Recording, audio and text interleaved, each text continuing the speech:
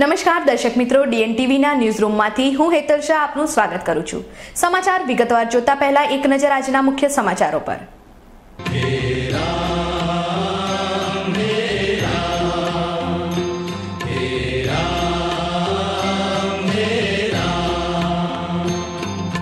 जग में साचो तेरो नाम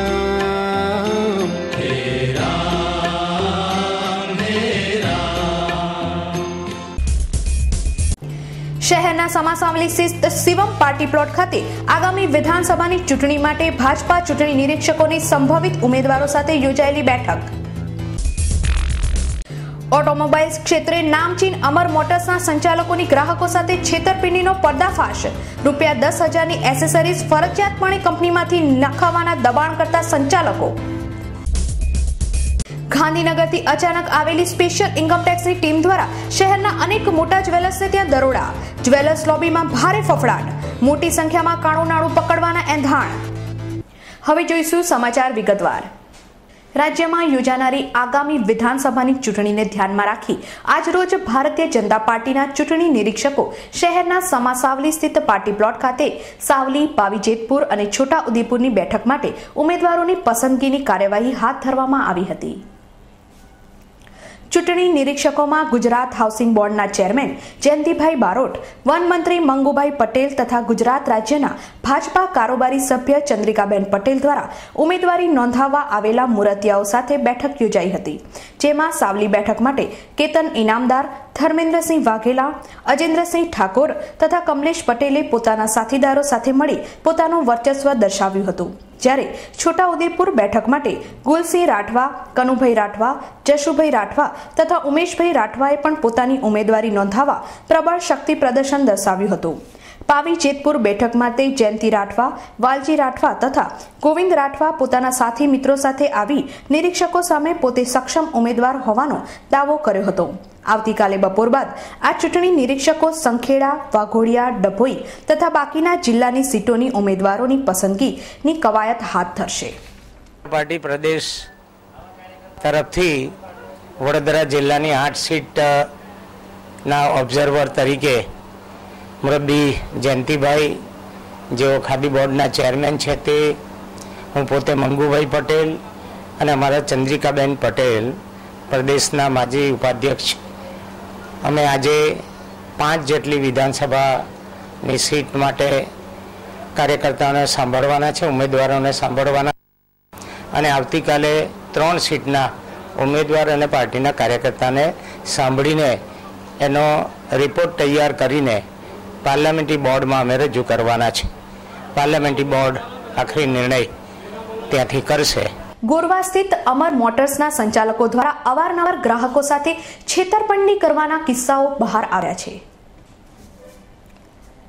ગતરોજ શહેરના સીમાડે આવેલા અંકોડિયાના રહેવાસી દ્વારા કાર બુક કરાવ્યા બાદ તેમને ફરજિયાતપણે એસેસરીઝ તથા કારનો વીમો લેવા દબાણ કરવામાં આવ્યું હતું। તેમણે આ બાબતે નનૈયો ભણતા તેમને કારનું બુકિંગ કેન્સલ કરી દેવાની ચીમકી ઉચ્ચારી હતી।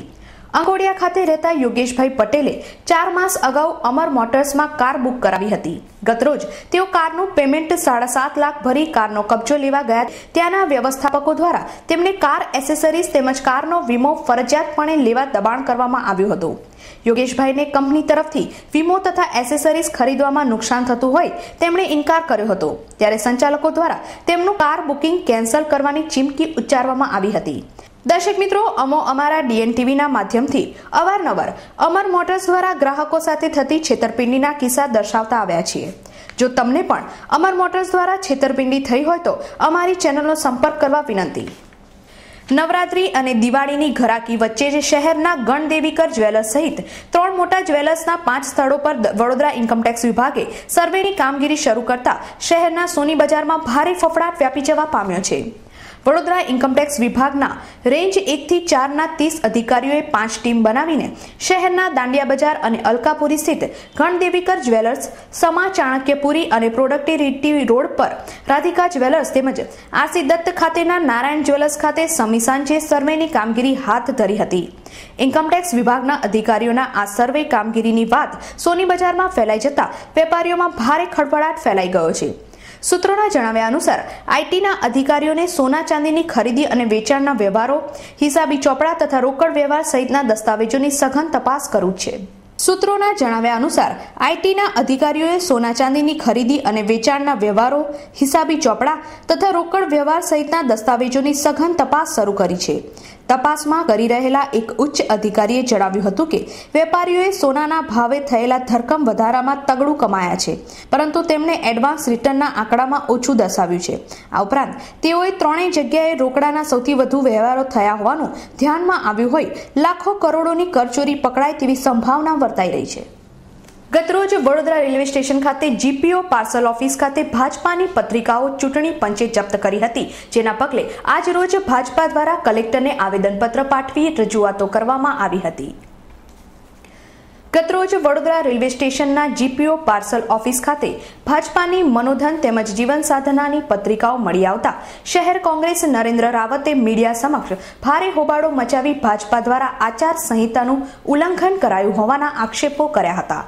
તો આજરોજ ભાજપા શહેર પ્રમુખ ભરત ડાંગર, લાલાભાઈ પટેલ, રંજનબેન પટેલ, માજી ડેપ્યુટી મેયર અરવિંદ પટેલ, ધારાસભ્ય યોગેશ પટેલ તથા અન્ય કાઉન્સિલરો દ્વારા આ પત્રિકાઓ વાર્ષિક લવાજમ ભરનારને પહોંચાડવામાં આવે છે અને ચૂંટણી પંચ દ્વારા આ પત્રિકાઓ જપ્ત કરવામાં આવી છે, પરંતુ આમાં કોઈ જ આચાર સંહિતાનો ભંગ થતો નથી. તેમજ વેપાર ધંધાર્થે 2.5 લાખ ઉપરાંતની રોકડ જપ્ત કરવાનો નિયમ પણ એક પ્રકારની હેરાનગતિ છે તેમ રજૂઆતો કરી કલેક્ટર વિનોદ રાવને ભાજપા દ્વારા આવેદનપત્ર પાઠવવામાં આવ્યું હતું.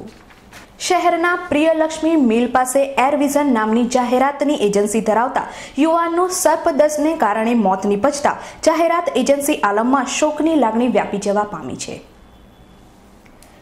શહેરના અકોટા સ્થિત પ્રિયલક્ષ્મી મિલ વર્ષોથી બંધ હાલતમાં હોવાથી આ વિસ્તાર અવાવરૂ બની ગયો છે. મહાનગર સેવાસરને સ્થાનિકો દ્વારા વારંવાર રજૂઆતો કરવા છતાં પણ નમાલા અધિકારીઓના પાપે આ વિસ્તારમાં સરીસૃપ જીવોએ પોતાનું સામ્રાજ્ય ઊભું કર્યું છે. ગતરોજ એરવિઝન નામની જાહેરાતની એજન્સી ચલાવતા હેતલભાઈ સુધીરભાઈ ત્રિવેદી પોતાની ઓફિસમાંથી બહાર નીકળતા હતા ત્યારે પગથિયા પર બેઠેલ રસલ્સ વાયરલ જાતિના સર્પે તેમના પગની એડી પર ડંખ મારતા તેમને સારવાર અર્થે સયાજી હોસ્પિટલ ખસેડવામાં આવ્યા હતા, જ્યાં તેમને ટૂંકી સારવાર બાદ તબીબોએ મૃત જાહેર કર્યા હતા. દર્શક મિત્રો, પ્રિયલક્ષ્મી મિલ પાસેનો આ સમગ્ર વિસ્તાર અવાવરૂ છે. જો તંત્રની લાપરવાહીથી માતા પિતાનો લાડકવાએ પોતાનો જીવ ગુમાવ્યો છે. જો નિંદ્રાધીન તંત્ર જાગૃત નહીં થાય તો આગામી સમયમાં આવી હોનારત સર્જાય તો તે માટે જવાબદાર કોણ, એવો સવાલ સર્વત્ર ચર્ચાઈ રહ્યો છે. ગુજરાતમાં થઈ રહેલા વિકાસને જોતા આગામી વિધાનસભાની ચૂંટણી જે ડિસેમ્બર મહિનામાં યોજાનાર છે તેમાં ભાજપાનો ભગવો લહેરાય તો નવાઈ નહીં. રાજ્યમાં 2007ની સાલ બાદ યોજાયેલી તમામ ચૂંટણીમાં ભાજપાનો દબદબો રહ્યો છે, જેના કારણે આગામી ડિસેમ્બરમાં યોજાનાર ચૂંટણીમાં પણ ભારતીય પાર્ટી નૈતિક જુસ્સા સાથે મેદાનમાં ઉતરશે. 2007માં વિધાનસભાની ચૂંટણી, ત્યારબાદ યોજાયેલી લોકસભાની ચૂંટણી, પંચાયત અને સ્થાનિક સ્વરાજની ચૂંટણીઓની સાથે સાથે પેટા ચૂંટણીમાં પણ ભાજપાનો શાનદાર વિજય થયો છે. 2007માં વિધાનસભાની ચૂંટણીમાં 49.12% મત મેળવી ભાજપે 117 બેઠક કબજે કરી. ત્યારબાદ 2009ની સાલમાં યોજાયેલી લોકસભાની ચૂંટણીમાં પણ 46.5% મત સાથે 15 બેઠકો જીતી હતી. ત્યારબાદ 2010ની સાલમાં યોજાયેલી 8 મહાનગરપાલિકાની 642 બેઠક પૈકી 479 બેઠકો જીતી 7 મહાનગરપાલિકામાં સત્તાના સૂત્રો સંભાળ્યા હતા. જિલ્લા પંચાયતની પણ 900માંથી 259 બેઠક ઉપર વિજય મેળવ્યો હતો. જિલ્લા પંચાયતની પણ 900માંથી 549 બેઠક ઉપર ઝળહળતો વિજય મેળવ્યો હતો. તાલુકા પંચાયતની 4048માંથી 2456 બેઠકો કબજે કરી ગ્રામ્ય સ્તરે પણ ભાજપનો ભગવો લહેરાતો જોવા મળ્યો હતો. રાજ્યની 225 નગરપાલિકાની 1090 બેઠક પૈકી 1242 બેઠક કબજે કરી તમામ સ્તરે ભાજપે પોતાની પકડ મજબૂત બનાવી છે. મોંઘવારી અને કેન્દ્ર સરકારના વિવિધ કૌભાંડોના કારણે ગ્રામ્ય અને શહેરી સ્તરે કોંગ્રેસની આબરૂનું ધોવાણ થઈ રહ્યું છે. બીજી તરફ ગુજરાતમાં થઈ રહેલા વિકાસનો ડંકો વિશ્વ સ્તરે ગુંજતો થતા તેનો ભરપૂર ફાયદો ભાજપાને મેળવવાની પૂરેપૂરી સંભાવના છે. વડોદરા જિલ્લા કોંગ્રેસ સમિતિ તથા બક્ષી પંચ દ્વારા રેસકોર્સ સર્કલ ખાતે ડોક્ટર બાબા સાહેબ આંબેડકરની પ્રતિમાની સામે ચક્કાજામ તેમજ જેલ ભરો આંદોલન કરવામાં આવ્યું હતું. થોડા સમય અગાઉ સુરેન્દ્રનગરના થાનગઢ ગામે ટોળાને વિખેરવાના હેતુસર પોલીસ દ્વારા અંધાધૂંધ ફાયરિંગ કરવામાં આવ્યું હતું, જેમાં દલિત સમાજના 2 આશાસ્પદ યુવાનોના મોત નીપજ્યા હતા. આ ઘટનાને પગલે ફરજ પરના પોલીસ કમિશનરને તાત્કાલિક અસરથી સસ્પેન્ડ કરવામાં આવ્યા હતા. દલિત સમાજના 2 યુવાનોના મોતની ઘટના વિરોધમાં આજરોજ વડોદરા જિલ્લા કોંગ્રેસ સમિતિ તથા બક્ષી પંચ દ્વારા રેસકોર્સ સ્થિત ડોક્ટર બાબા સાહેબ આંબેડકરની પ્રતિમાની સામે ચક્કાજામનો કાર્યક્રમ કરી જેલભરો આંદોલન કરવામાં આવ્યું હતું, જેમાં પોલીસ દ્વારા 8 વ્યક્તિઓની ધરપકડ પણ કરવામાં આવી હતી. દર્શક મિત્રો, ડીએનટીવીના ન્યૂઝરૂમમાંથી આજે બસ આટલું જ. આવતીકાલે નવા સમાચારો સાથે ફરીથી મળીશું. ત્યાં સુધી ડીએનટીવી પરિવારની સમગ્ર ટીમને રજા આપશો. નમસ્કાર.